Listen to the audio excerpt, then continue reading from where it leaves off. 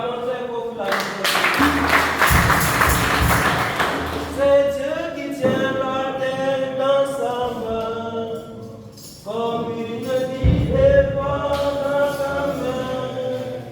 Les océans, les mers dans sa main, et le monde entier dans sa main. C'est Dieu.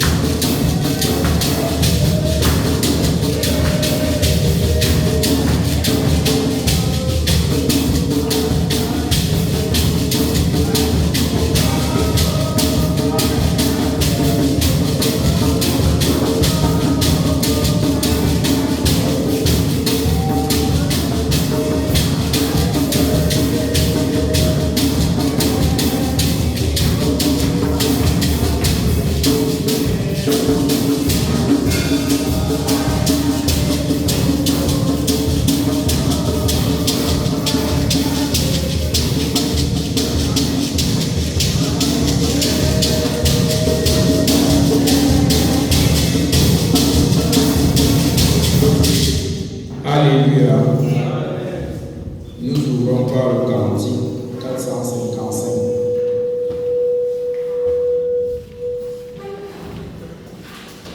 Grand Dieu, nous te bénissons, nous célébrons tes louanges, éternel, nous t'exaltons de concert avec les anges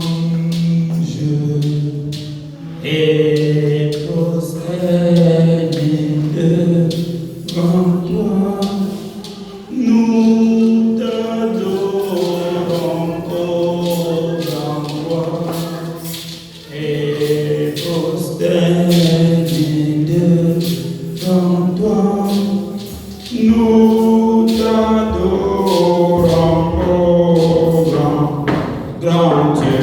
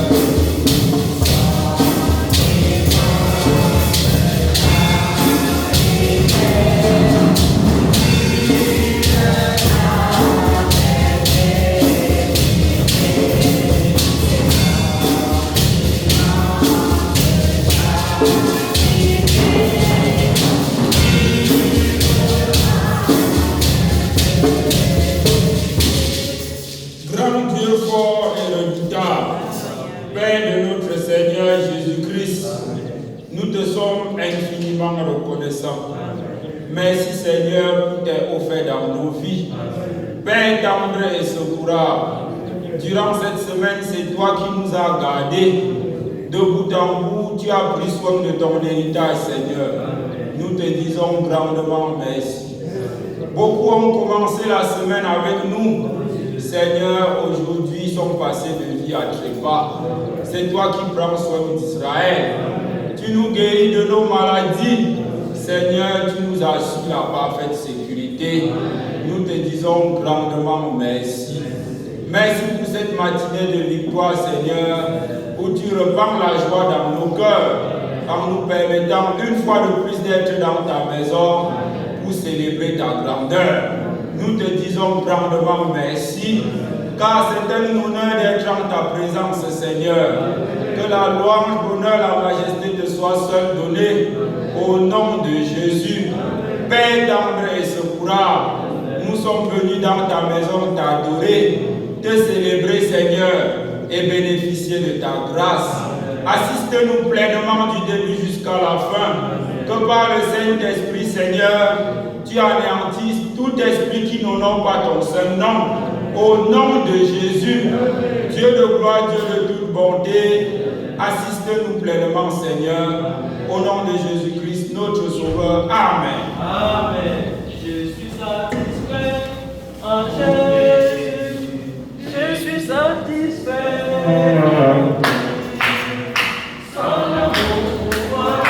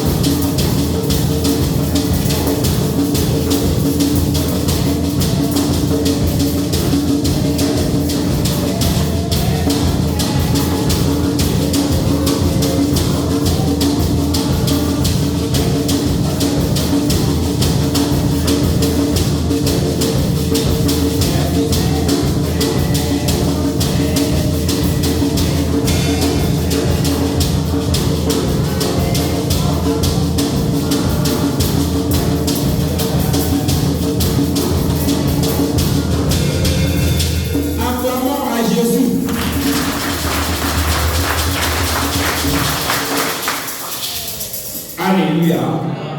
Nous continuons notre culte par le cantique 379.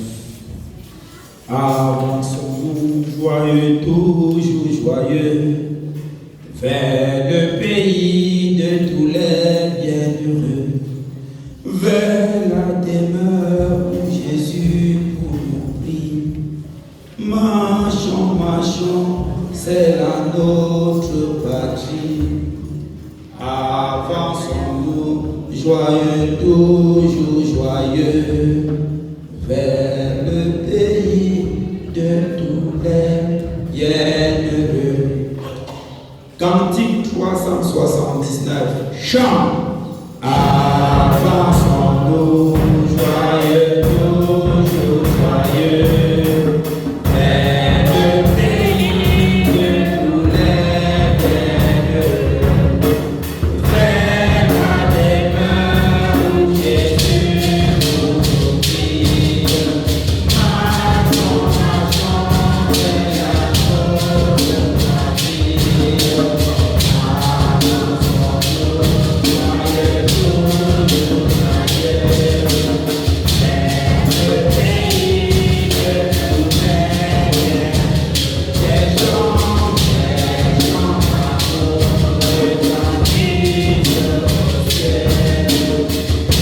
nous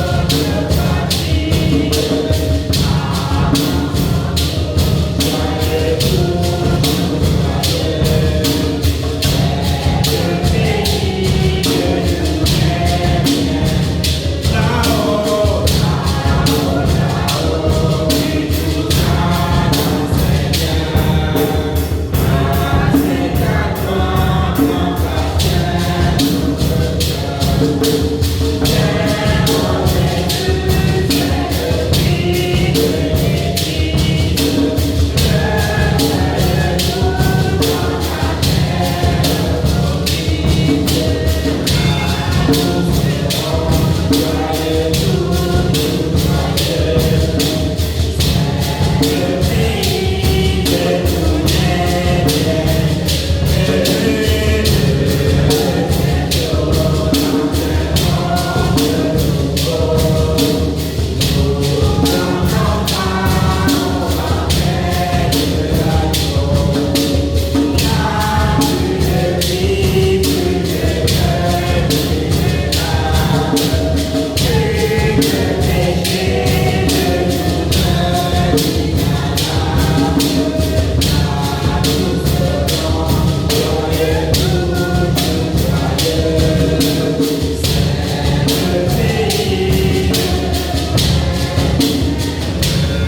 patrie.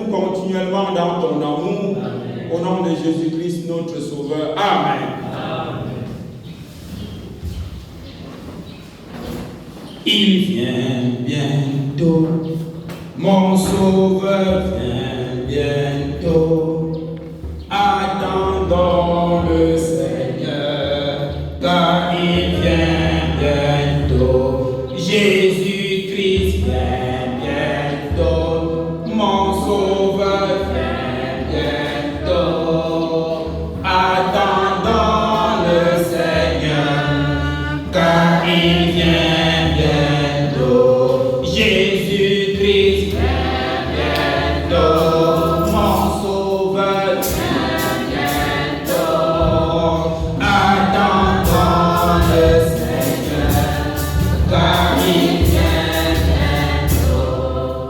Alléluia. Nous sommes dimanche 31 septembre 1er octobre 2023 et nous sommes à notre culte de l'habitation. Nous sommes rendus à notre page des annonces. et comme première annonce, le Seigneur Jésus-Christ revient bientôt.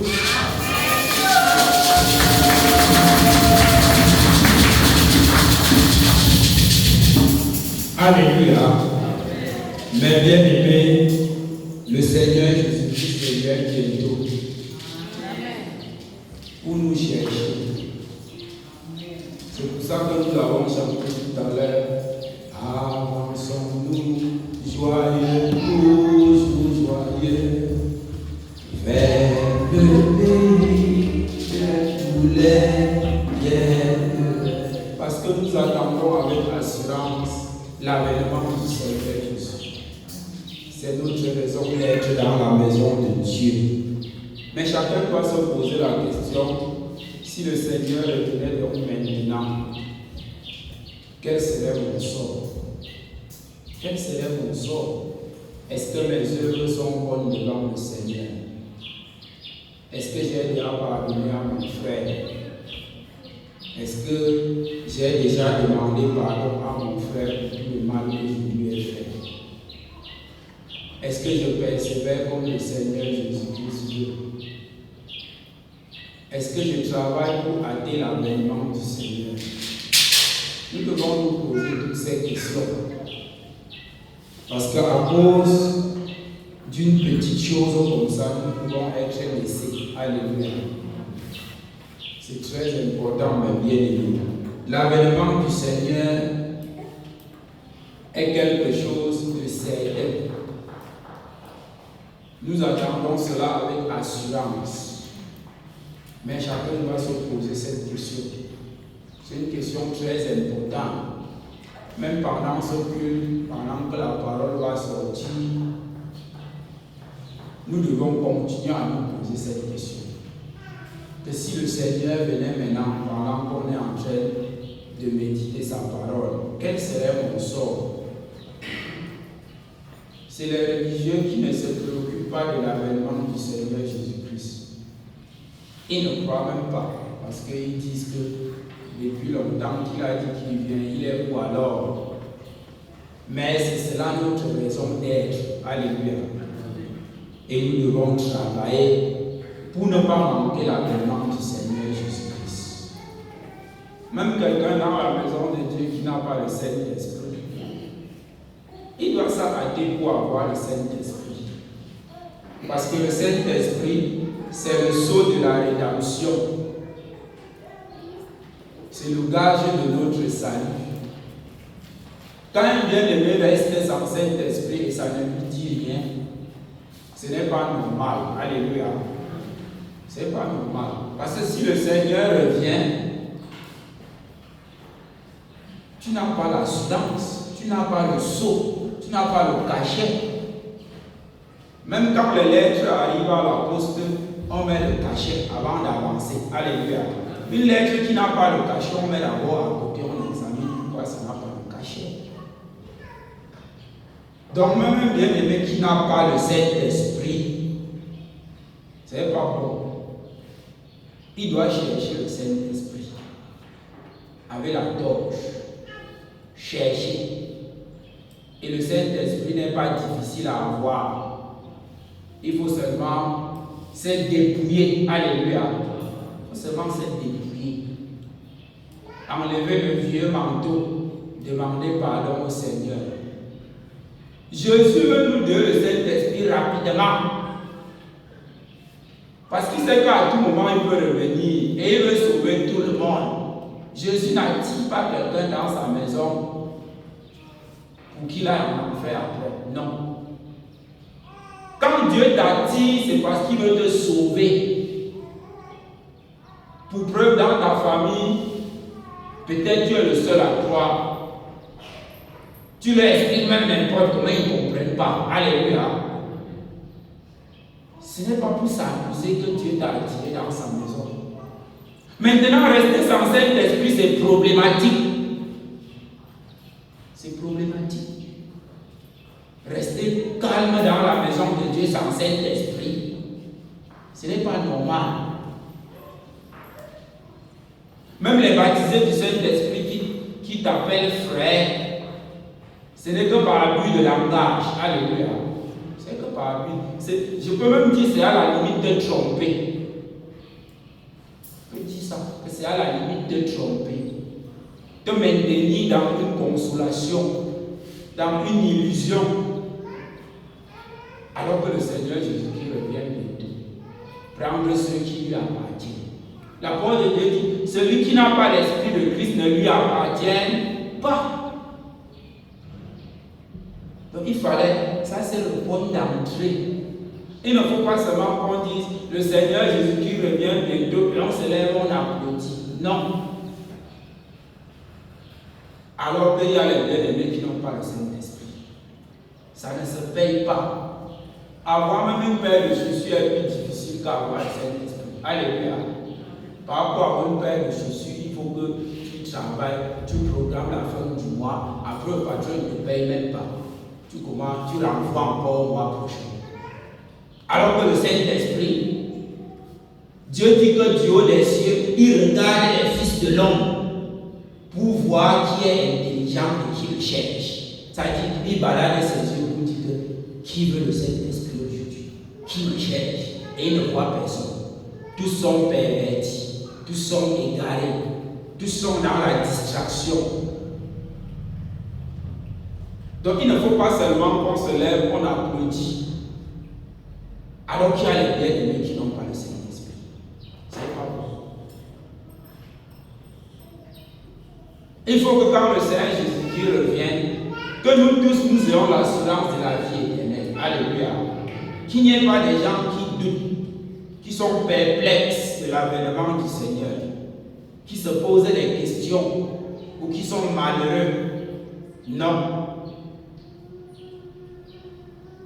Donc chacun doit se poser la question, si le Seigneur vient maintenant, quel sera mon sort? C'est très important. Alléluia. En deuxième annonce, nous avons la Convention universelle de Montbon.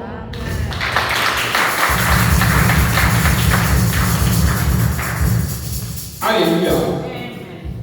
Je crois que vous vous refroidissez déjà. Pourquoi les applaudissements sont si timides? Bon, je vais encore annoncer. Deuxième annonce, la Convention universelle de Montbon.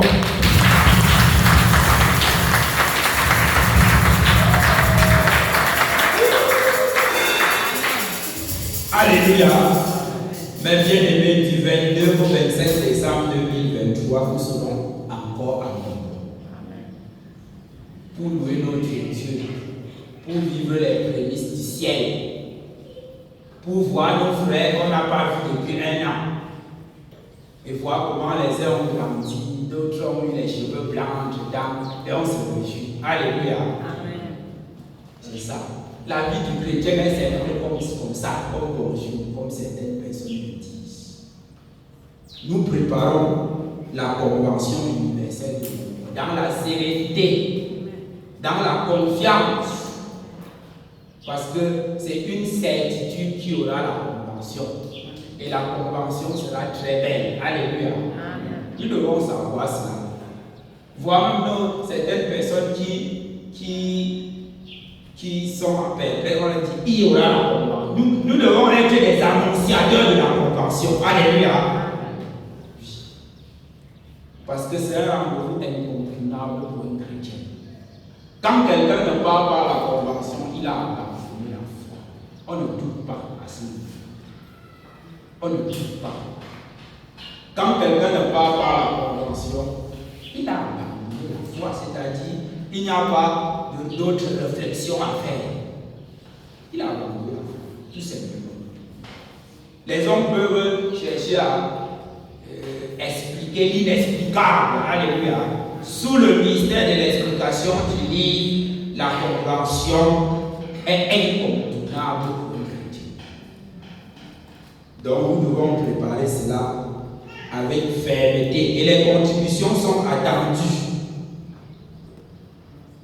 Ce soir même, il y aura une réunion de contribution à partir de 15h ici même.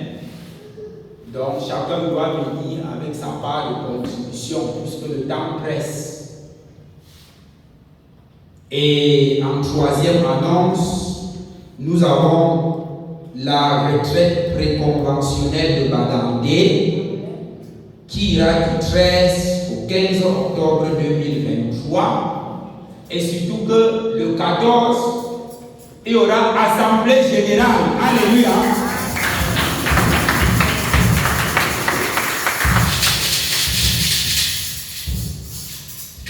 Retraite préconventionnelle jumelée à l'assemblée générale. Donc nous devons nous préparer en conséquence pour Badandé. En quatrième annonce, nous avons déjà annoncé la réunion de contribution ce soir à partir de 15h pour les deux événements, la convention et la retraite. Donc en venant, chacun doit savoir que c'est pour contribuer pour la convention et la retraite en même temps. Donc peut-être il y aura 2 tours, je ne sais pas encore. Mais même s'il y a un tour, tu peux mettre ta main 2 fois. Alléluia. Convention d'abord et retraite conventionnelle ensuite. En 5e annonce, nous avons la réunion des jeunes locales aujourd'hui même, juste après le culte. Donc il y a réunion locale des jeunes, juste après le culte. Et même les parents sont conviés à assister à cette réunion. Parce qu'on va parler des choses très importantes et surtout de la prière des jeunes. Parce qu'il faut que les jeunes prient. Alléluia. Donc les parents doivent être là pour qu'ensemble on en parle. En 6e annonce, nous aurons la réunion générale des jeunes. Dimanche prochain, le 8 octobre 2023, ici même. Tinga à partir de 14h. Réunion générale des jeunes le 8 octobre, ici même à partir de 14h. En 7e annonce, nous avons le culte en Foufoulé le 29 octobre 2023 avec précédé d'une conférence biblique le samedi soir. 28 octobre, donc dans pratiquement un mois, en fin du mois d'octobre. Culte en Foufoulé, nous devons nous préparer en conséquence. En 9e annonce, juste après le culte, nous allons finaliser avec la liste des voyageurs pour la retraite préconventionnelle. Ceux qui vont voyager par bus, parce que notre liste, il y a encore des choses à mettre à jour dedans. Il y a des ailes qui ne se sont pas signalées, d'autres ont mis leur nom alors qu'ils ne devaient pas voyager par bus. Donc on va mettre notre liste à jour jusqu'à après le culte. Donc après le culte, on va repasser la liste pour que tous ceux qui veulent voyager par bus mettent leur nom. En 8e annonce, le programme de persévérance demeure inchangé. Les lundis et les vendredis, nous avons nuit de prière à partir de 22h. Les mardis et les jeudis, nous avons réunion d'édification à partir de 18h. Les dimanches, comme aujourd'hui, nous avons culte d'adoration au Dieu vivant et vrai à partir de 9h. Et le samedi, nous avons sorti des témoignages à partir de 16h. Et les autres jours aussi, on témoigne. Alléluia. C'est pour ça qu'il y a les traités ici. Donc après le culte, chacun doit prendre sa part de traité. C'est tout pour les annonces. Nous allons maintenant nous lever pour honorer la lecture solennelle de la parole de Dieu dans le livre de 1 Jean chapitre 2 du verset 15 au verset 17. Jean, chapitre 2, du verset 15 au verset 17.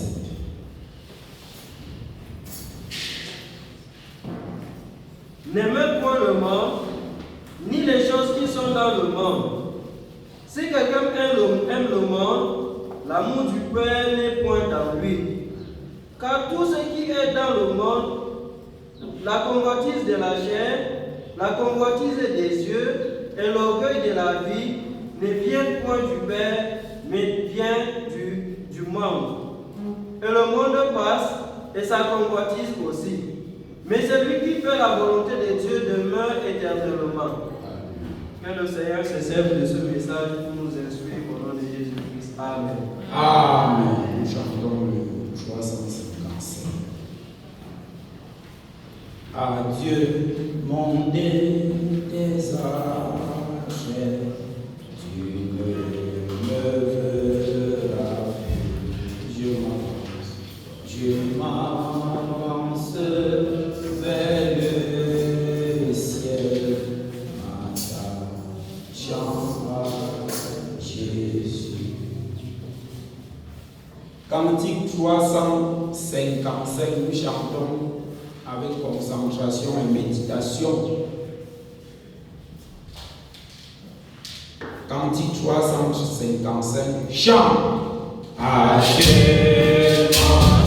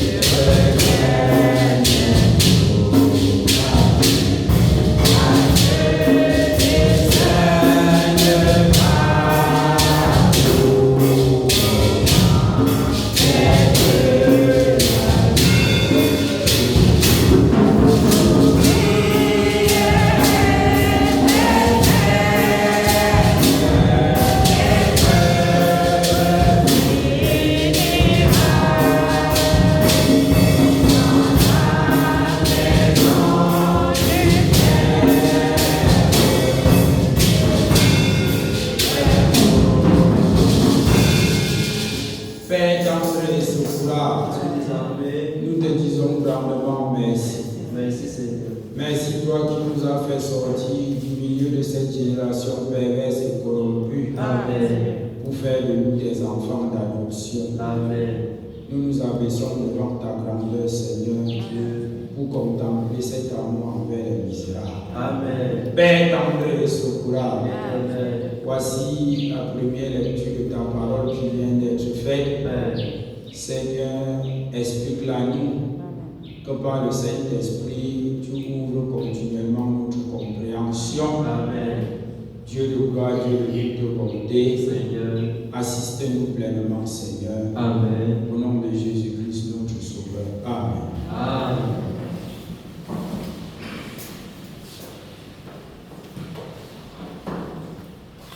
Alléluia. Amen.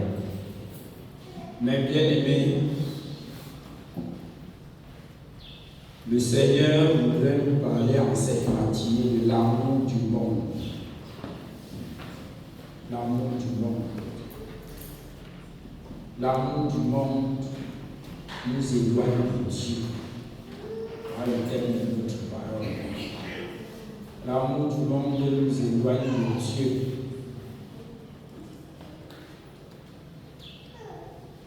Mes bien-aimés,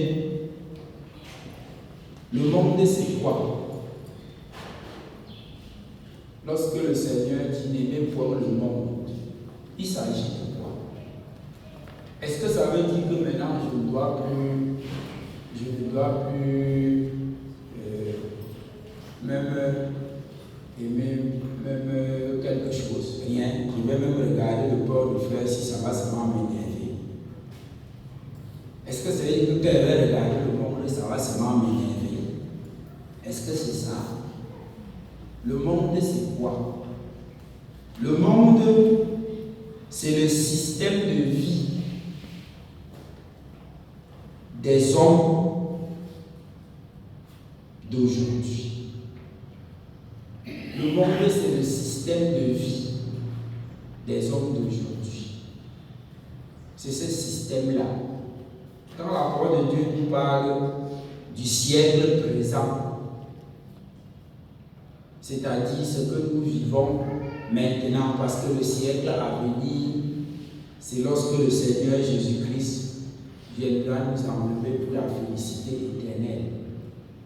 Mais ce que nous vivons aujourd'hui, sur cette terre, ce système qui est établi par les hommes, et qui gouverne toutes les actions des hommes, c'est ce que Dieu appelle le monde. C'est le système de vie des hommes sur cette terre-ci. Les hommes vivent comment? C'est ça la question. Il s'agit de quoi? Nous devons comprendre. Parce que souvent, nous confondons tout.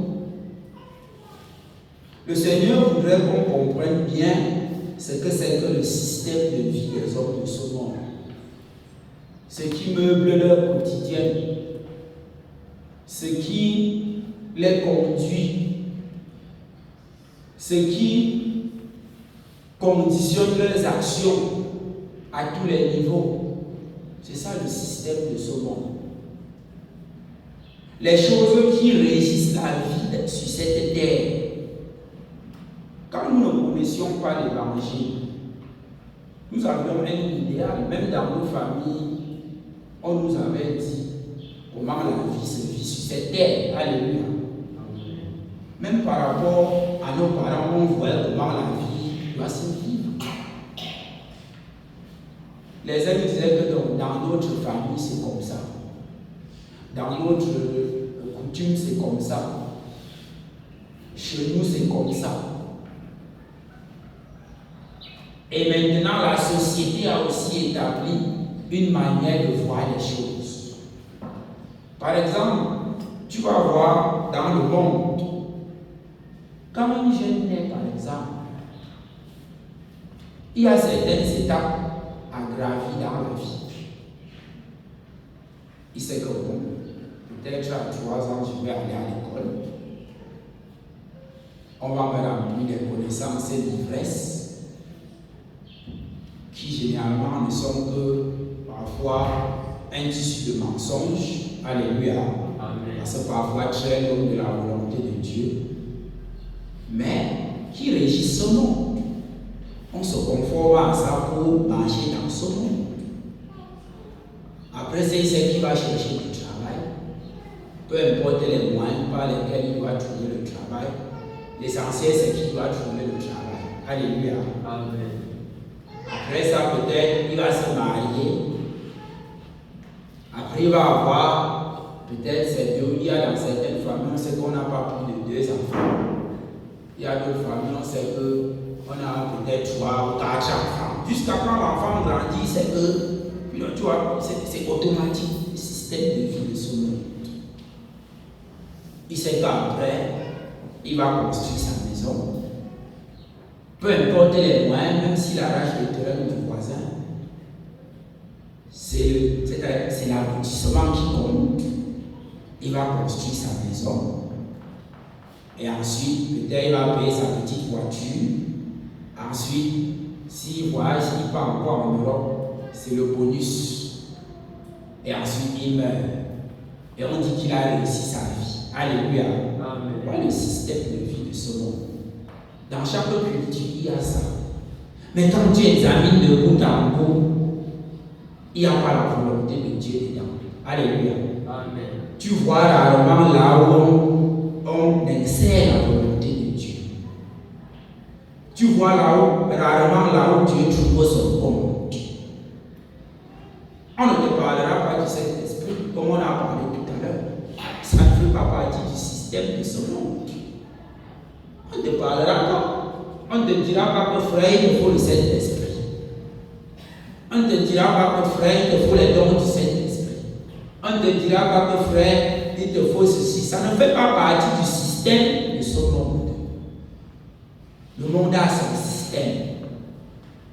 Et quand tu réussis dedans, tu as réussi et tout le monde t'applaudit. Et ça fait ta fierté. Et ça suscite l'orgueil. Je me suis affirmé. Il y a un penseur qui a même fait la pyramide des besoins. C'est-à-dire, il montre comment il y a les besoins primaires. Après, il y a les besoins secondaires. La pyramide de Maslow. Il montre comment il y a les besoins primaires, les besoins secondaires, les besoins ainsi. Et à la fin, c'est l'accomplissement. C'est ça le système du monde. C'est-à-dire, on voit qu'un homme, quand tu t'es accompli, non, tu as réussi ta vie. Tu as satisfait à tous tes besoins. Où est Dieu dedans? C'est ça ce système que Dieu nous demande de ne pas aimer. Parce que Dieu n'est pas dedans. On ne te parle pas de la grâce de Dieu. Non, ça n'existe pas.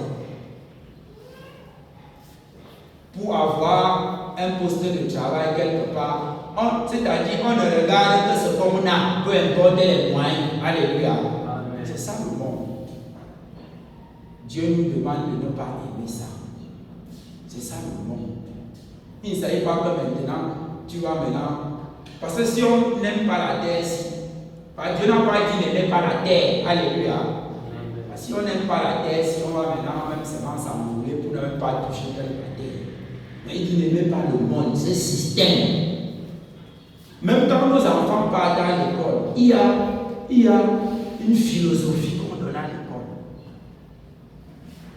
Qu'il faut que dès le bas âge, nous déconstruisons cela avec l'évangile. Alléluia. Amen. Parce qu'à l'école, on leur donne un idéal à atteindre.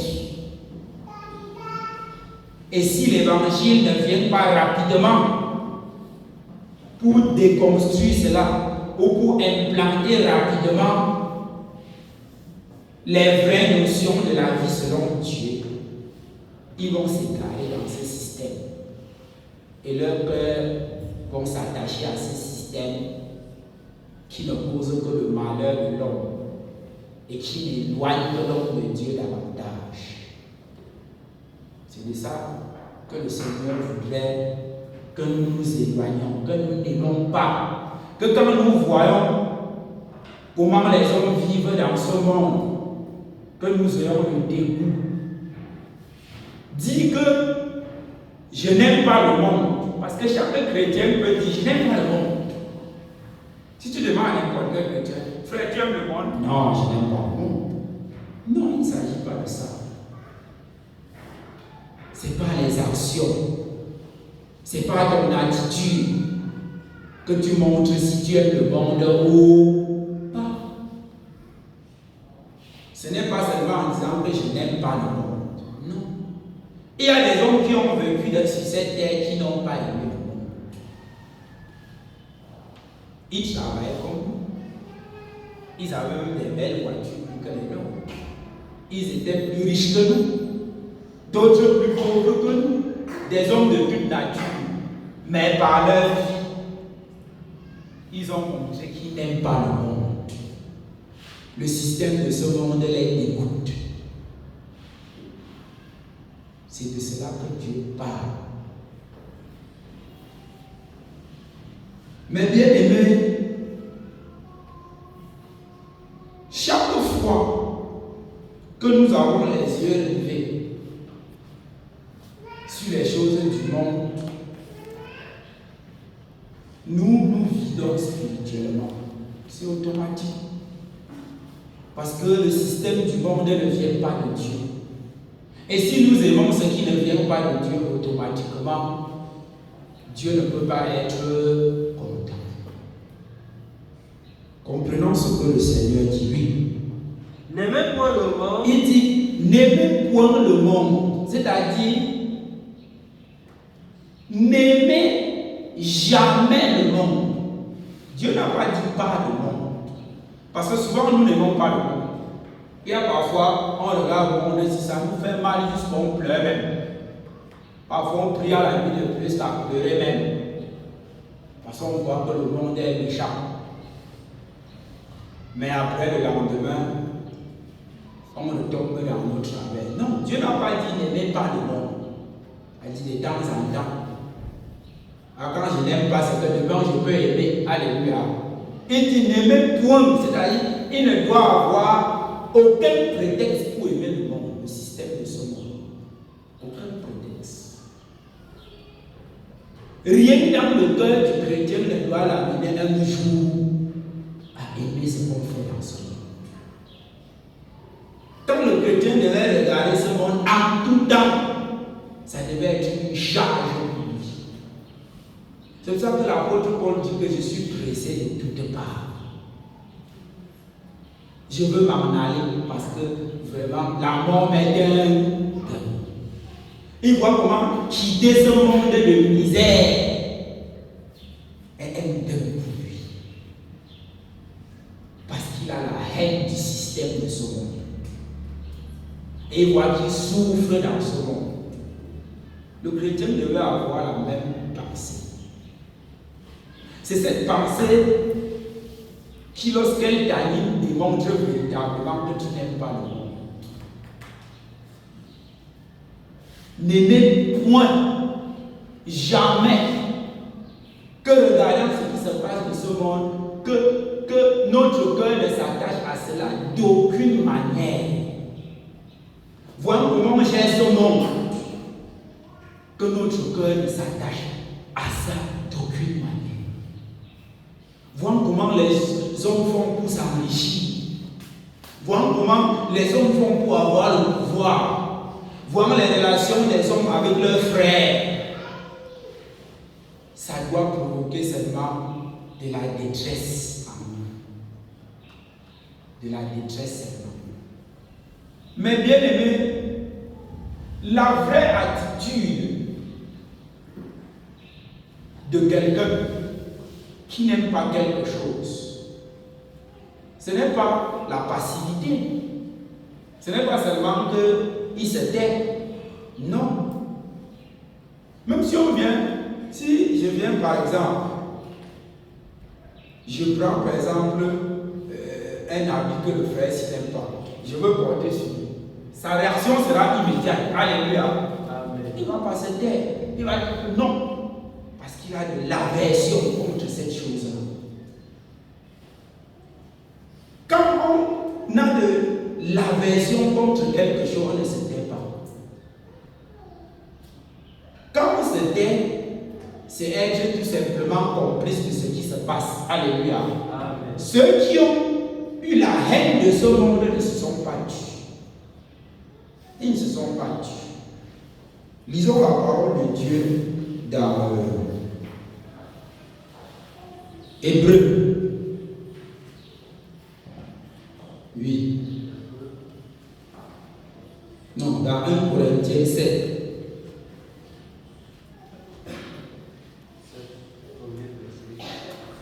1 Corinthiens 7 à partir du verset 29.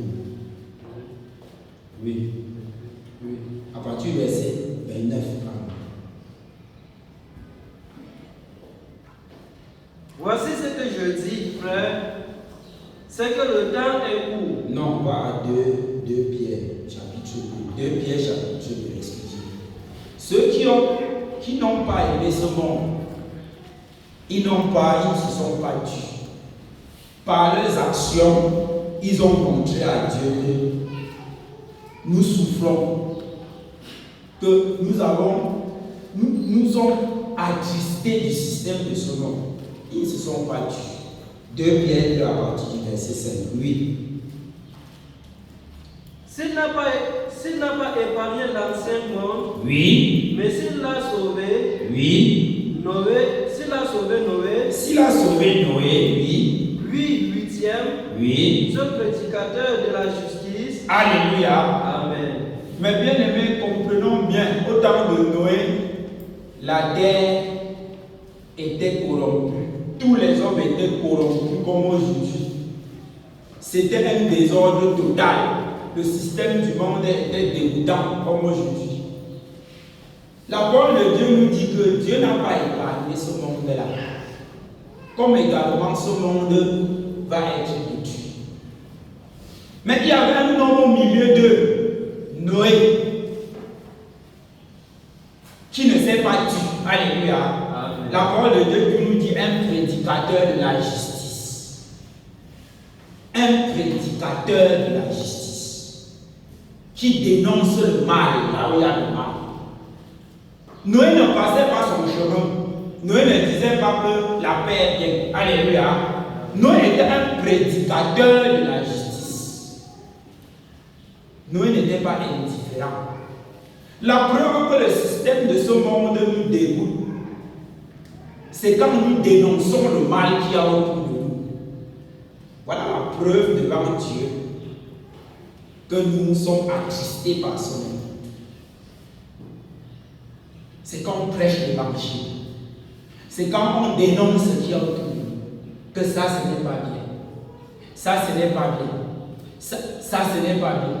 Tu as même un ami, tu parles de ça et dis que ceci. Mais si tu te tais, tu te rends complice de ses actions. Alléluia. Amen. Automatiquement, quelque part, tu aimes ce système-là. Parce que ça te faisait vraiment mal au cœur. Comme au cœur de Noé, tu ne peux pas te taire face au mal. Ce n'est pas possible. Comme j'ai dit, je ne peux pas venir, je lance la boue sur le frère, c'est comme ça, et il se tait seulement. Et au moins faire comme ça, que c'est comment. Mais généralement, nous disons que nous n'aimons pas le monde et nous coexistons pacifiquement dans ce système et nous sommes en paix. Alléluia. Amen. Un chrétien qui a la haine du monde est un prédicateur de la justice partout où il est. Il annonce l'évangile. Il témoigne le Seigneur Jésus pour démontrer que je suis contre ce système. Quand on ne témoigne pas l'évangile, on sera complice du système dans lequel on se trouve. On ne peut pas prétendre détester ce monde. On ne peut pas prétendre haïr quelque chose qu'on ne dénonce pas. Prêcher l'évangile, c'est prendre position. Témoigner l'évangile dans ton lieu de service, c'est prendre position contre le système établi. Témoigner l'évangile dans ta salle de classe, c'est prendre position contre le système établi. Et tout le monde connaît que tu hais ce système, que tu hais la tricherie. Quand on va tricher autour de toi, personne ne va passer à côté de toi. Alléluia. Amen. Parce qu'on n'imagine pas si tu n'aimes pas la tricherie. Tu as pris position en prêchant l'évangile, comme nous. Même lorsqu'on va faire les commentaires bizarres autour de toi, quand on va te voir, on va fuir parce qu'on pas ta prédication. On sait que si tu es là, tu ne peux pas rester indifférent. Alléluia. Amen. C'est ce que nous était en ce temps, un prédicateur de la justice. Généralement, c'est de bouche que nous disons que nous n'aimons pas le mal. Quand par exemple un chrétien prend son téléphone, il met en statut une cousine qui est habillée de manière impudique. Est-ce qu'il aime le monde ou il n'aime pas le monde? Il aime le monde. Il aime le monde. Parce que cette cousine ne croira jamais à l'évangile. Alléluia. Jamais à l'évangile. Un chrétien prend position contre ce système en prêchant l'évangile, en disant à sa cousine que si tu t'habilles mal, même te saluer, je ne te salue pas. Alléluia. Amen. C'est ça montrer qu'on a la haine du système de son monde. Mais quand on poste nos photos avec des gens, avec peut-être des camarades de classe qui ont les locks sur la tête, ou d'autres qui sont même efféminés même, d'autres sont ainsi de suite. Nous aimons le monde. Noé n'était pas comme ça. Noé était un prédicateur de la justice. Il prêche l'évangile. Mais si on reste là et que même ton camarade de classe est là, tu ne lui as jamais tendu un traité. Tu ne lui as peut-être jamais parlé de Jésus. Ça veut dire que tu aimes ce monde. Parce que par ton silence, tu te rends complice du système. Un chrétien, ce n'est pas les actions qu'il montre qu'il a la haine de ce monde. Comme lui, prédicateur de la justice en son temps. Au milieu d'une situation, il sortait, il disait, ce monde va être détruit. Repentez-vous et convertissez-vous. Le déluge vient. Il n'avait même jamais connu le déluge. Et il ne se taisait pas. Et on dit que les hommes mangeaient. Et on disait que Noé pas. Quitte là-bas avec des choses là. Quel monde, un beau monde comme ça, avec les belles fleurs, les belles maisons partout. Mais il prêchait la justice de Dieu. Mais nous sommes chrétiens, nous ne prêchons pas la justice de Dieu. Parfois, autour de nous, personne ne connaît qu'on est chrétien. Nous sommes complices de ce système. Oui. S'il n'a pas épargné l'ancien monde, Oui. mais s'il a sauvé Noé, Oui. lui, huitième, Oui. ce prédicateur de la justice, Oui. lorsqu'il fit venir le déluge sur un monde impie, Oui. s'il a condamné à la destruction et réduit ensemble les villes de Sodome et de Gomorrhe, S'il a condamné Sodome et Gomorrhe, qui avait un système établi, même un enfant savait que l'homosexualité est normale, que la débauche est normale, que tout ce qui est mal est normal. Les enfants connaissaient cela. C'est-à-dire c'est un système tout à fait normal. Les hommes vivaient dedans normalement comme les hommes vivent autour de nous aujourd'hui dans le mal, normalement. Mais voyons l'attitude de l'homme. Oui. les donnant comme exemple aux impies à venir, Oui. s'il a délivré le juste Lot, Oui. profondément attristé de la conduite de ces hommes s'enfreint dans leur dissolution. L'autre était profondément attristé. Alléluia. Amen. L'autre n'était pas que bon, ça les regarde. Non. L'autre était profondément attristé quand il voyait ce qu'on faisait autour de lui. Voilà la preuve qu'on n'aime pas le monde. L'autre était profondément attristé et il vivait au milieu des hommes. Par son attitude, il a montré aux hommes que ce monde-ci œuvrera la perdition. Et il a même prêché aux hommes, même à ses beaux-fils, il a dit qu'on va détruire ce monde. Il ne s'est pas dit. Oui. Car ce juste qui habitait au milieu d'eux, Oui. tourmentait journellement son âme juste à cause de ce qu'il voyait et entendait de leurs œuvres criminelles. Oui. Le Seigneur s'est délivré de l'épreuve des hommes pieux. Alléluia. Amen. Mais bien aimé, c'est ça l'attitude de quelqu'un qui n'aime pas le monde.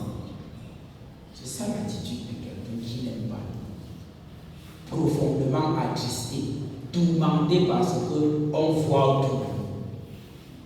Comme l'autre. L'autre n'a pas été indifférent comme nous aujourd'hui. Nous sommes indifférents de ce qui se passe dans le monde. Non, nous nous rendons complices. Ce n'est pas ça, haïr. Ce n'est pas ça. Nous nous rendons complices quelque part. C'est-à-dire, nous ne trouvons pas ça tellement grave. Ça peut passer.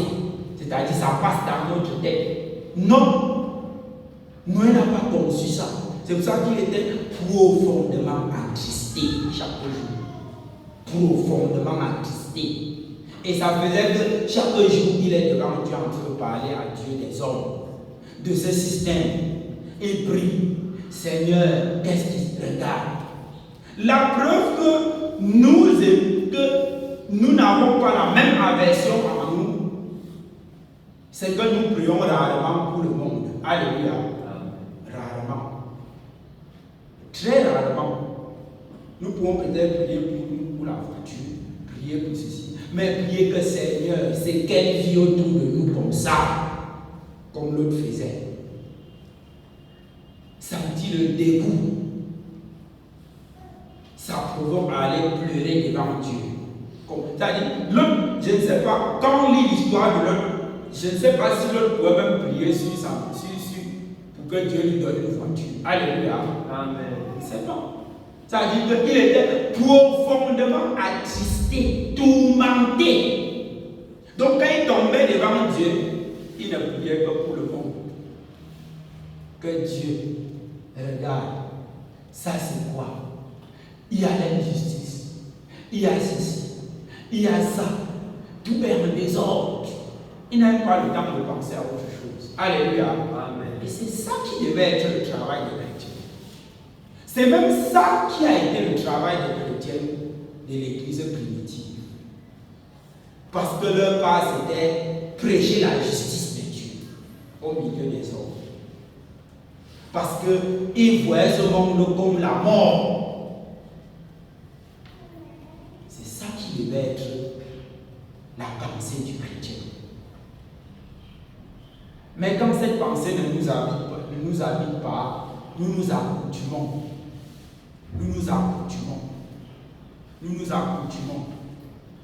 Si nous sommes réellement tourmentés par ce qui se passe dans ce monde, même quand tu vas aller rendre visite à un frère qui n'a pas cru, c'est peut-être quand tu entres chez lui que tu essuies les larmes. Alléluia. C'est vrai. C'est que tu vois seulement que mon frère n'a pas encore cru en l'évangile. Il vit dans un système pourri. Tu devais se mettre sur les larmes au seuil pour qu'elle ne te demande pas que tu pleures quoi. Mais quand nous nous faisons complices du système, on s'accoutume au système, on ne peut pas dire qu'on n'aime pas le monde. On l'a adopté. Alléluia. Amen. L'autre n'a pas adopté. L'autre juste était profondément attristé. Tous les jours, il n'a pas adopté ce système. Il n'est pas resté indifférent. Non.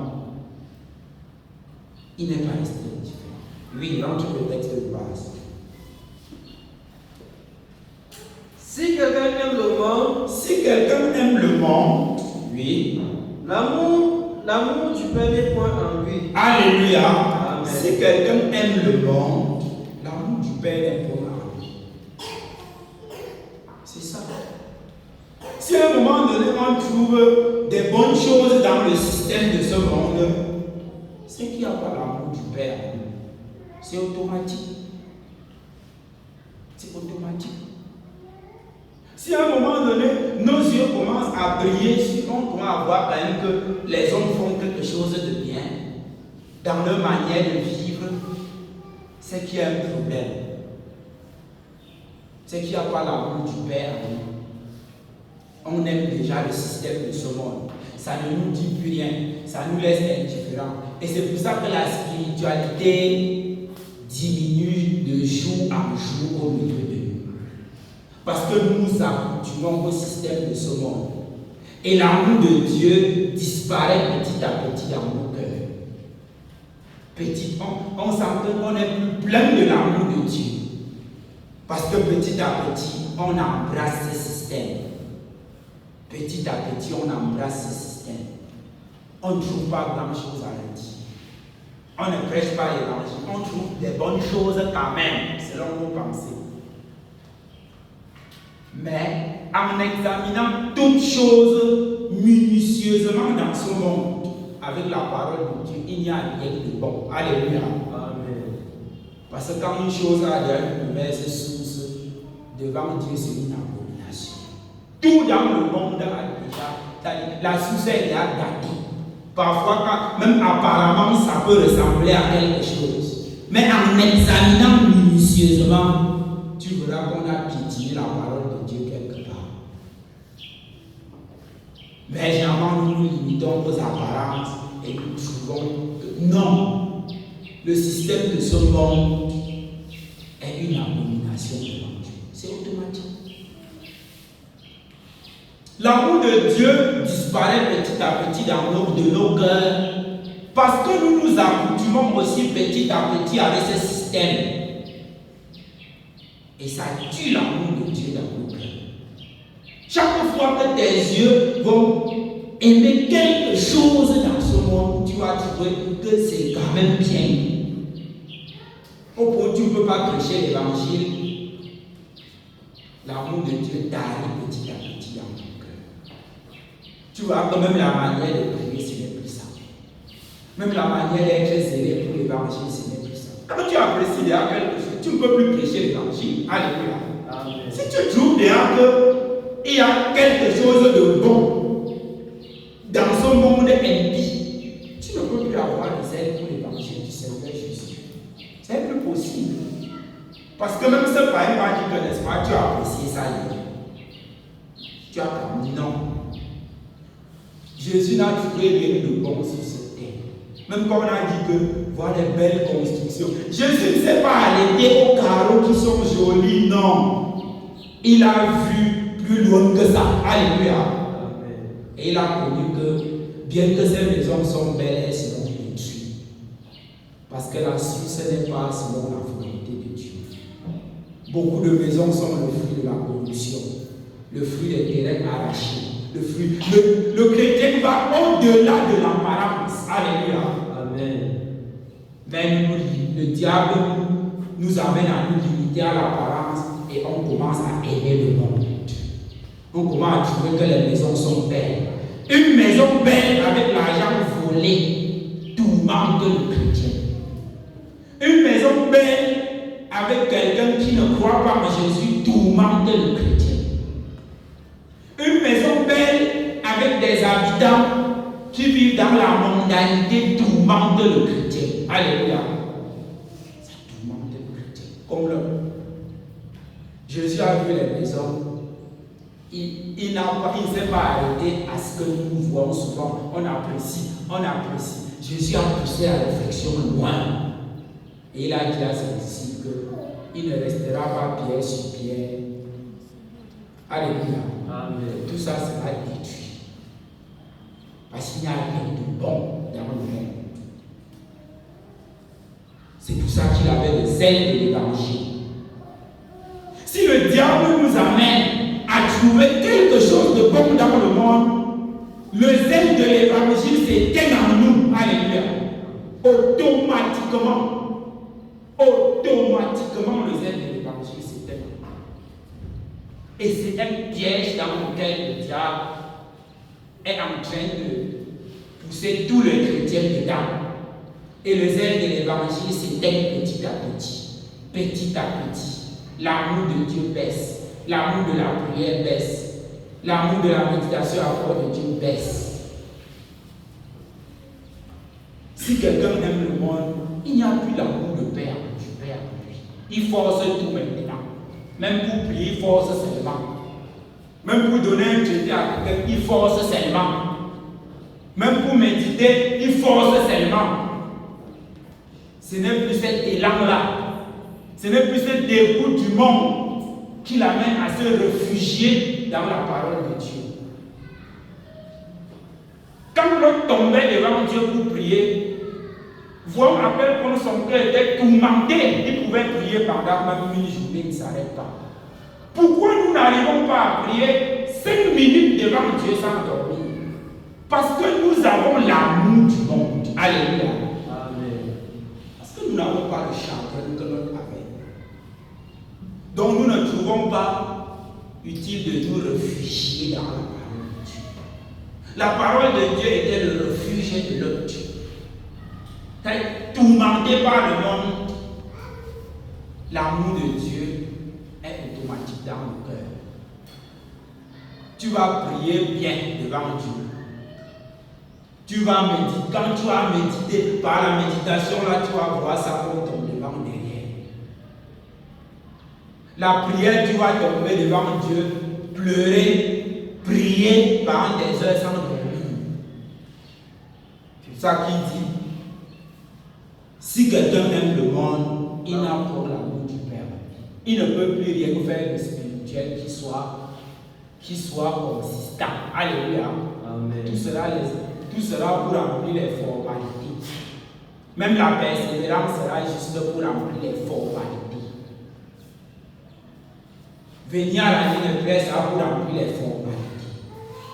Prier à 9h, ça pour qu'on ne dise pas que tu étais où. Prier à 12h, c'est... Mais si tu as le dégoût de ce monde, l'heure de prière, tu vas attendre l'heure de... Alléluia. Amen. C'est-à-dire que quand tu vas tomber devant Dieu à l'heure de prière, là, comme vraiment un mort de faim. C'est l'amour du monde qui éteint l'amour de Dieu dans les cœurs. Ayons la vision du Seigneur Jésus, que toutes ces maisons sont. Et il n'y a rien de bon là qui peut plaire à Dieu. Rien de bon. Quelqu'un qui s'habille bien n'importe comment avec un cœur noir tourmente le chrétien. Alléluia. Amen. Tourmente le chrétien. Quand tu veux apprécier son habillement, tu dis, Seigneur, il n'a pas pris à l'élargir. À quoi bon toute cette parure? C'est ça qui tourmentait l'autre.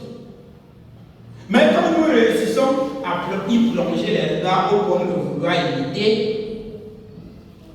l'amour de Dieu tarit. L'amour de Dieu tarit. Oui. Car tout ce qui est dans le monde, Car tout, qu'est-ce qui est dans le monde? Effectivement. Qu'est-ce qui est dans le monde? Il y a quoi? Comprenons ce que la parole de Dieu dit. Oui. la convoitise de la chair, La convoitise de la chair. Alléluia. Amen. La convoitise de la chair. Les hommes dans le monde vivent selon la vanité de leurs pensées. La chair veut faire quelque chose, il glisse aussi seulement, il fait. La chair convoite le sommeil et il dort. La chair convoite la nourriture, jeûner devient un problème. Notre chair convoite beaucoup de choses. Parfois des besoins naturels. Et on sent une attraction. On sent comment vraiment on veut ça. La chair veut manger. La chair veut dormir. La chair veut se divertir. La chair veut ça. La convoitise de la chair. C'est ce système dans lequel les hommes sont. Quand un homme dit que vraiment on ne vit pas deux fois, c'est que quoi? C'est qu'il veut satisfaire la convoitise de la chair. Alléluia. Amen. Mais nous savons que le chrétien ne dit pas ça. On ne vit pas deux fois. Non, effectivement. Le chrétien vit 2 fois. Alléluia. Amen. Il vit d'abord cette vie-ci. Et il vit encore quand le Seigneur Jésus-Christ viendra. Mais le païen meurt 2 fois. Il meurt maintenant et il mourra la seconde mort. Donc c'est normal que le païen dise qu'on vit. Mais pas 2 fois. Pourquoi il dit ça? Parce qu'il veut satisfaire les convoitises de la chair. C'est ça qui nous freine généralement, même dans la persévérance. Et l'apôtre Paul a connu ça. Cette convoitise de la chair. Il a connu que ma chair, si il y a des choses que ça va convoiter. Dans l'optique d'éteindre l'amour de Dieu dans mon cœur. Il a connu que ma chair, si il y a des choses que ça va chercher à convoiter, à faire ceci. La convoitise, c'est un désir immodéré. Un désir déréglé d'accomplir ou de posséder quelque chose. Tu sens comment ta chair a un désir immodéré de dormir. Tu sens ça.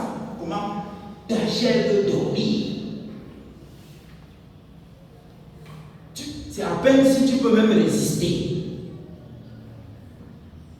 Tu sens comment ta chair veut manger. Ta chair, c'est-à-dire que même le jeûne devient compliqué. Tu sens comment? C'est pour ça que la parole de Dieu nous interdit les excès de table. Les excès de table. Parce que parfois, chaque fois qu'on mange pour satisfaire les désirs de la chair, c'est les excès de table. Alléluia. Les excès de table. Le chrétien ne mange pas parce que son cœur a. Sinon, quand le ventre sera plein, la chair va toujours dire que tu vas même voir quelqu'un qui a même une mauvaise vie, il te montre quelque chose, la chair convoite ça, la chair veut manger. Et tu vas manger. C'est à ça que les hommes se livrent. Les hommes dans ce monde n'ont pas de problème à cela. Ils vivent pour satisfaire les convoitises de la chair. Comme ils veulent, à tous les niveaux. Oui. La convoitise des yeux. Lisons d'abord 1 Corinthiens 9, 29. Pour comprendre. L'apôtre Paul a connu cette convoitise de la chair. Il a connu que ma chair, là, peut m'empêcher d'entrer au ciel. Si je laisse que ma chair commence à aller dans tous les sens, ça convoite la nourriture, je mange. Ça convoite le sommeil, je le satisfais. Ça convoite n'importe quoi, je le satisfais. Non, ce sera un problème, oui. 1 Corinthiens 9, 27. Oui. Mais je traite durement mon corps. L'apôtre Paul dit qu'il traite durement son corps. Parce qu'il a connu que la chair s'y peut m'amener en enfer. Oui. Et je le tiens assujetti. Oui. De peur d'être moi-même rejeté. Oui. Après avoir prêché aux autres. Alléluia. Amen. Il ne cède pas aux convoitises de la chair. Quand nous cédons aux convoitises de la chair, ça nous vide spirituellement. C'est automatique. Quand nous cédons aux convoitises de la chair, ça nous vide automatiquement. Et c'est ça qu'il y a dans le monde. Beaucoup de païens n'aiment pas croire l'évangile parce qu'ils n'arrivent pas à tenir leur corps assujetti. Quand tu lui dis que bon frère, maintenant tu ne vas plus peut-être boire le vin. Il faut que ma chair réclame le vin. Alléluia. Amen. Et ils voient cela une occasion de chute. Nous ne devons pas être comme ça. Nous devons tenir notre chair, notre corps assujetti. Le traiter durement. Parce que si nous ne traitons pas notre chair durement, nous ne pouvons pas dire que nous n'aimons pas le monde. Parce que c'est ce que la parole de Dieu dit ici. La preuve qu'on n'aime pas le monde, c'est quand on soumet sa chair aux exigences de la volonté de Dieu. Ce n'est pas seulement dire que je n'aime pas le monde, je n'aime pas le monde. Non, ce n'est pas les actions. On voit comment tu soumets ta chair, tu le traites assujetti. C'est ça qu'il y a dans le monde. Oui. La convoitise des yeux. La convoitise des yeux. La convoitise des yeux, c'est quoi? C'est tout ce que nos yeux voient. Et notre cœur est vivement ébranlé. Parce qu'on veut aussi posséder ça. La convoitise des yeux. Le mauvais habillement qu'on combat dans l'église tous les jours. La convoitise des yeux a pour principal objectif de plaire aux hommes. Alléluia. Amen. Voilà l'objectif de la convoitise des yeux. Tout ce qu'on convoite dans le monde, c'est parce qu'on voudrait aussi faire ça pour qu'on nous voie. C'est ça. On voudrait aussi faire ça pour qu'on nous voie. Le mauvais habillement. C'est justement parce qu'on a remarqué que quand tu portes cet habillement, le monde te regarde. Alléluia. Amen. Et on voit que bon, en portant aussi, en passant, on va aussi me regarder. Il n'y a pas la gloire de Dieu dedans. La convoitise des yeux. Et c'est un grand problème au milieu des chrétiens. On a vu le conformisme en Rousseau. L'origine, c'est la convoitise des yeux. On voit des choses, nos yeux brillent et on convoite. C'est tout ce qu'il y a dans le monde. C'est ça qui amène toutes les dérives dans ce monde. Où quelqu'un peut vendre sa mère pour avoir une maison. C'est la convoitise des yeux. Alléluia. C'est ça qu'il y a dans le monde. Quelqu'un a vu une belle maison, il veut absolument avoir ça pour qu'on le voie aussi. Et il est prêt à des choses inimaginables pour atteindre cela. La convoitise des yeux. Qu'est-ce que nos yeux regardent et ébranlent notre cœur? Il y a quoi? Quelqu'un voit son frère avec une voiture parce qu'il veut avoir la meilleure voiture du village. Ses yeux convoitent. Il est prêt à entrer même dans la sorcellerie pour avoir une voiture plus grande que la sienne. C'est ça qui crée les concurrences dans ce monde, la convoitise des yeux. Pour être vu des hommes. Pour être vu des hommes. Toutes ces choses-là, on voit même l'argent. L'apôtre Paul nous parle de l'argent. L'argent fait briller nos yeux. Ce n'est pas pour la gloire de Dieu. Alléluia. Amen. Ce n'est pas pour la gloire de Dieu. C'est soit parce que dans notre pensée, on est méprisé par les hommes. Il faut aussi qu'on ait un peu d'argent, qu'on soit aussi riche pour être vu.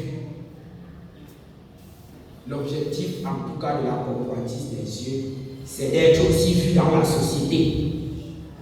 Et parfois, dans nos prières, ça se ressent qu'on est beaucoup influencé par la convoitise des yeux. Un chrétien ne devait rien faire dans l'optique d'être en concurrence avec le monde. Alléluia. Amen. Ou de se faire voir dans la société. Il ne devait rien faire dans cette optique-là. Ses yeux ne devaient briller sur rien dans la société au point où ça l'amène à poser une action. Mais le monde devait simplement nous dégoûter, ce système. L'autre n'a pas cherché à être quelqu'un à Sodome. Il n'a pas convoité la maison de quelqu'un. Parce que pour lui, c'était une charge d'être à Sodome. C'était une souffrance. Il n'a pas convoité la vie de quelqu'un. Il n'a pas convoité la maison. Ses yeux n'ont pas brillé sur le troupeau de bœufs de quelqu'un. Il n'a rien fait pour s'affirmer dans cette société-là. Non. Parce que cette société est une souffrance, la convoitise des yeux. C'est un piège dans lequel le diable nous prend. Beaucoup de nos actions à l'église proviennent de la convoitise des yeux. Nos yeux brillent beaucoup dans ce monde de ténèbres, beaucoup sur des choses dont on n'arrive pas à se séparer. Et parfois, on fréquente même à cause de la convoitise des yeux. Alléluia. Amen. Parfois, on cherche même l'argent à cause de la convoitise. Non, le chrétien devait tout faire pour la gloire de Dieu. Simplement. Simplement. Va lire un peu Hébreu. Hébreu 13, c'est la convoitise des yeux. L'argent, l'amour de l'argent. On voit l'argent comme ça. Nos yeux brillent. Un frère est triste parce que vraiment il n'a pas l'argent. Parce que soit il voit que mon ami a l'argent, je n'ai pas l'argent. Convoitise des yeux, oui. Ne vous livrez pas à l'amour de l'argent. Ne vous livrez pas à l'amour de l'argent. On voit l'argent, ça nous, on veut posséder ça. On possède pour faire quoi? C'est pour s'affirmer dans la société. C'est pour plaire aux hommes. Ce n'est pas pour la gloire de Dieu. Généralement. Oui. Contentez-vous de ce que vous avez. Contentez. Dieu nous dit plutôt contentez-vous de ce que vous avez. Oui. Car Dieu lui-même a dit. Oui. Je ne te délaisserai point. Oui. Et je ne t'abandonnerai point. Oui. C'est donc avec assurance que nous pouvons dire. Oui. Le Seigneur est mon aide. Oui. Et je ne craindrai rien. Alléluia. Amen. Quelque part, il dit que l'amour de l'argent est la racine de beaucoup de monde. Je crois que c'est dans 1 Timothée 6, lis un peu là-bas. La convoitise des yeux nous amène à beaucoup pécher dans la maison de Dieu, à faire beaucoup de dérives, à faire beaucoup de choses, non pour plaire à Dieu, mais pour plaire aux hommes. Oui. Car l'amour de l'argent est une racine de tous les maux. L'amour de l'argent, la convoitise, nos yeux brillent sur ça. C'est la racine, oui. Et quelques-uns, C'est la racine de tous les maux. de tous les maux. Et c'est ça qui est en train de troubler beaucoup de chrétiens dans la maison de Dieu. Alléluia. Amen. L'amour de l'argent. C'est en train d'être un. Si tu vois un chrétien fâché, c'est difficile qu'il n'y ait pas l'argent derrière. Si tu vois un chrétien tourmenté, c'est pas qu'il a vu le monde comme l'autre comme ça, son cœur fait mal. Non. Tu examines bien, tu verras qui a l'argent derrière. Tu verras qui a l'argent derrière. Oui. Et quelques-uns, Et quelques-uns, en étant possédés, oui, se sont égarés loin de la foi. ils se sont égarés loin de Dieu, l'amour du monde, très loin de Dieu. Ils ont perdu la foi. L'amour du monde nous éloigne seulement de Dieu. Il n'y a rien dans ce monde qu'on peut y mettre son affection même pendant une seconde sans s'éloigner de Dieu. Il n'y en a pas. Ça nous éloigne seulement de Dieu. Il dit que quelques-uns se sont éloignés loin de la foi. Très loin. Ils n'ont plus existé dans la foi. Et l'apôtre Paul dit dans Galates, mais bien aimé, nous ne devons rien faire par convoitise des yeux. Nous ne devons rien faire parce qu'on a vu quelqu'un faire. Parce que dès que tes yeux voient que quelqu'un a fait, le but en fait c'est la concurrence. Alléluia. Amen. Le but en fait c'est une concurrence charnelle. Galates 1, verset 18.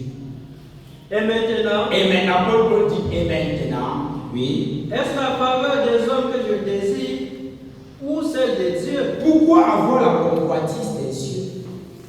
Pourquoi regarder ce que les hommes possèdent? Est-ce la faveur des hommes que je cherche ou celle de Dieu? Oui. Est-ce que je cherche à plaire aux hommes? Est-ce que je cherche à plaire aux hommes?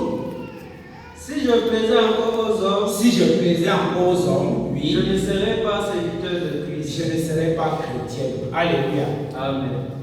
Je ne serais pas chrétien. La convoitise de Dieu nous éloigne de la foi chrétienne. Très loin. C'est ça qu'il y a dans le monde. C'est ce qui régit le système de ce monde. Tout dans ce monde tourne autour de ces thèmes-là, la convoitise de la chair. Si tu vois un homme chercher là, c'est pour satisfaire sa chair.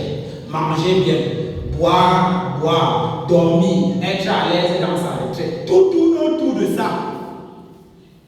Ou alors s'affirmer parce qu'il a vu que non, tel là, je veux aussi avoir la convoitise des yeux. Oui, le dernier thème dans le texte. Dans le texte de base. Et le monde passe, Non. et l'orgueil de la vie. Et l'orgueil de la vie. Alléluia. Amen. L'orgueil de la vie.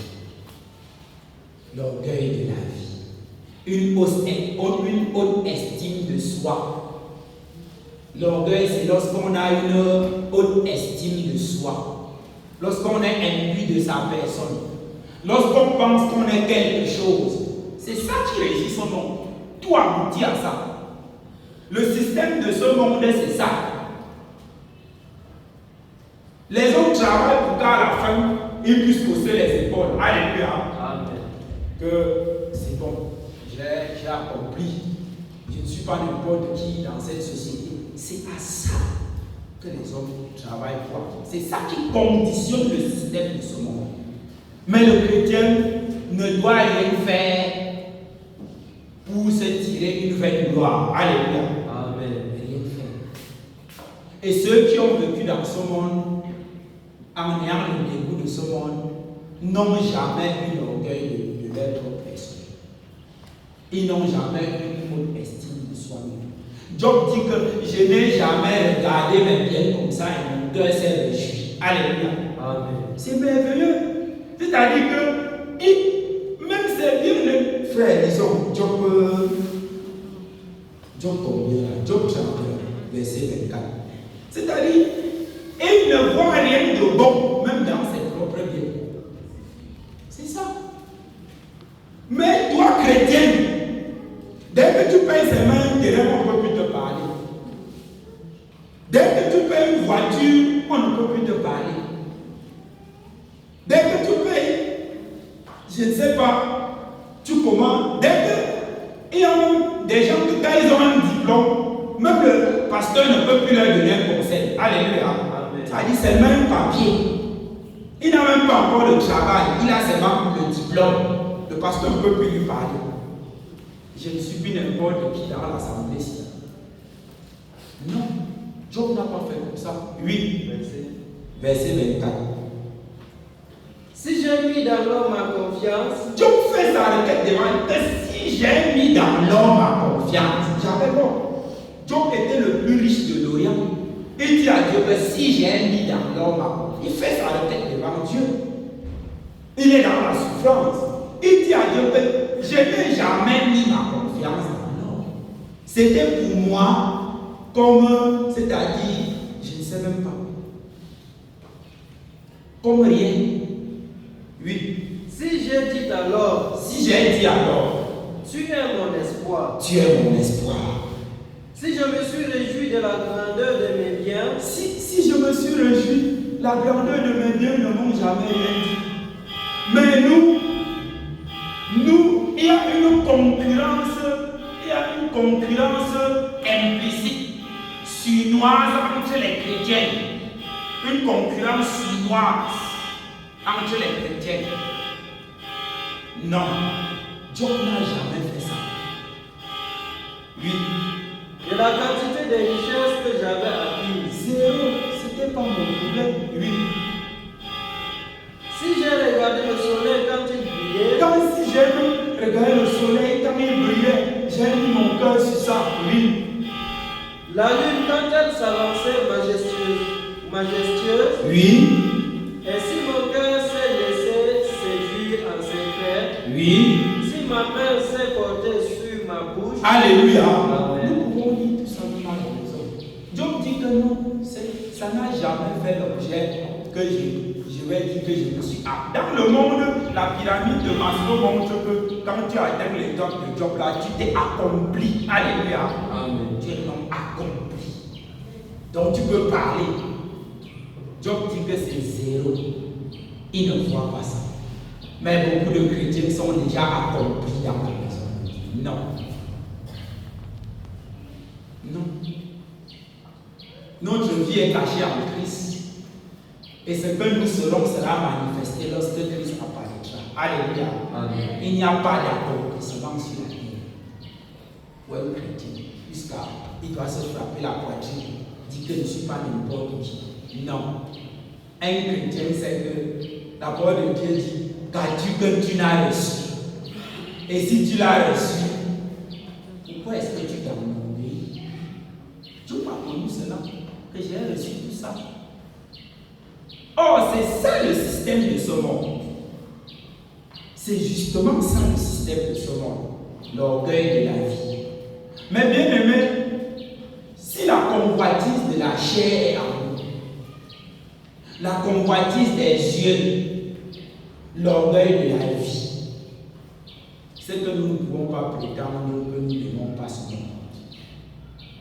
Nous ne pouvons pas. Il faut que nous fassions tout pour que ces choses n'existent pas. Alléluia. Amen. C'est ça la vraie preuve. Qu'on n'aime pas le monde. Comme Job. Job n'a pas aimé le monde. Il a aimé Dieu. Et c'est pour ça que son amour pour Dieu a été constant. On ne voit pas quelque part où Dieu a fléchi. Mais notre amour pour Dieu fait comme ça. L'amour de... Donc ça fait comme ça. En dents de scie, comme ça. Mais dès qu'on aime le monde, l'amour de Dieu baisse. On ne peut pas prier ce soir à Pierre. Même si tu apprécies quelque chose ici dehors, jusqu'à ton coin, tu verras que cette nuit-là, tu ne peux pas prier. Le monde doit nous dégoûter comme le système de ce monde. C'est ça la preuve qu'on n'aime pas Dieu. C'est ça la preuve qu'on n'aime pas le monde. Lisons pour finir 2 Timothée 4, 10. Mais bien aimés, nous devons user du monde comme n'en usant pas. Voilà un chrétien. Dieu a usé du monde comme n'en usant pas. L'apôtre Paul dit quelque part que même ceux qui sont mariés, qui sont comme n'étant pas mariés, alléluia, qu'ils soient comme n'étant pas mariés. Parce qu'il n'y a pas de mariage au ciel. Mais il y a des frères ou des sœurs qui payent se marier, la foi est finie. La foi est finie. Le mariage vient remplacer Dieu dans son peuple automatiquement.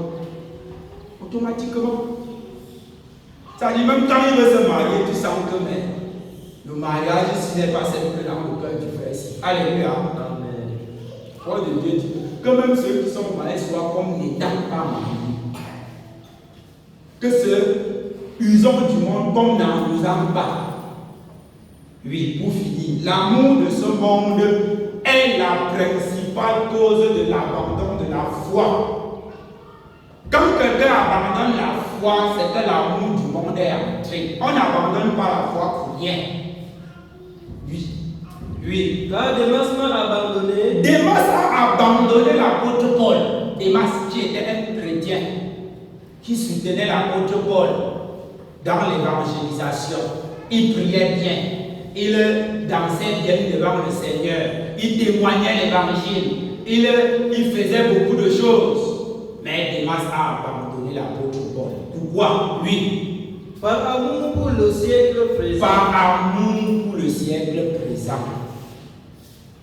Par amour pour le siècle présent. L'amour du monde ne nous éloigne que de Dieu. L'amour du monde ne nous éloigne que de Dieu. Mais bien aimés, faisons très attention à ce que nos yeux regardent dans ce monde. Travaillons nos cœurs pour être comme Noé, pour être comme Lot, qui était tourmenté, pour être comme Job, qui n'avait pas d'orgueil de la vie, qui usait du monde comme dans nous en pas. Ne sommes pas comme Démas, qui a aimé le monde. Il était à côté de l'apôtre, il aimait le monde. Le monde lui plaisait. Les films, ceci. Il voit les films d'action. Il voit les films, les nouvelles. Le monde, son cœur, il voit les habillements, tout ça. Il vient, il prie avec l'apôtre Paul. Il prie en disant qu'il est là 12 heures pour la rediffusion du feuilleton d'hier. Il parle, il voit, il prie en faisant non. C'est ce que Démas faisait. Après l'amour du monde l'a emporté. Il s'est égaré loin de la foi. Il priait à l'apôtre Amand, mon terrain, mon ceci, tout ça. Il dit Démas m'a abandonné malheureusement à cause de l'amour du monde. Par amour pour le siècle présent. Pour le siècle présent. Et il est parti pour Thessalonique. Et il est poussé à Thessalonique qui a beaucoup d'argent. On ne connaît pas. Démas a abandonné la foi. Comme beaucoup sont en train d'abandonner la foi petit à petit. Ça se voit, hier il ne prie plus. Hier il ne témoigne plus. Hier, alléluia. Ne soyons pas comme Démas. Soyons comme Job. Soyons comme Noé. soyons comme Lot qui ont fermé leurs yeux sur les choses de cette terre. Alléluia. Que le Seigneur se serve de cette parole.